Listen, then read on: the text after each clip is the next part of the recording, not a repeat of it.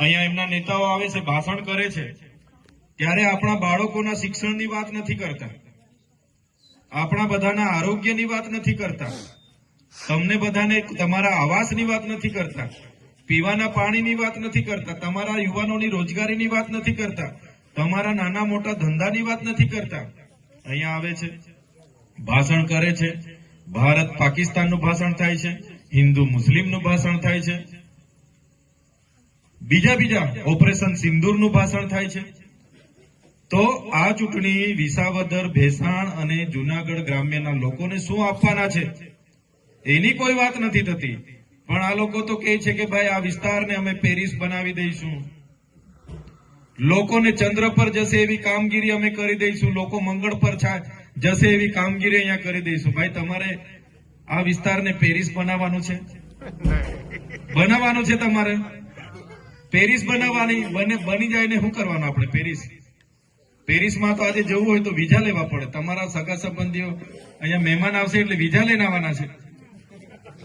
શું તમારે ચંદ્ર પર જઈને રહેવાનું છે? તમારે મંગળ પર જઈને રહેવાનું છે? નથી ને?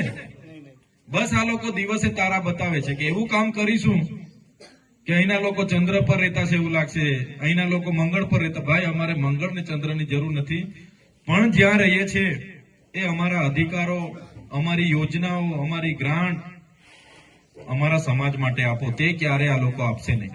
આપણા બાળકોને શિક્ષણ આપો એવી વાત કરશો તો ના. દવાખાનામાં સારા ડોક્ટર આપશો? ના. રસ્તાની વાત હશે? ના.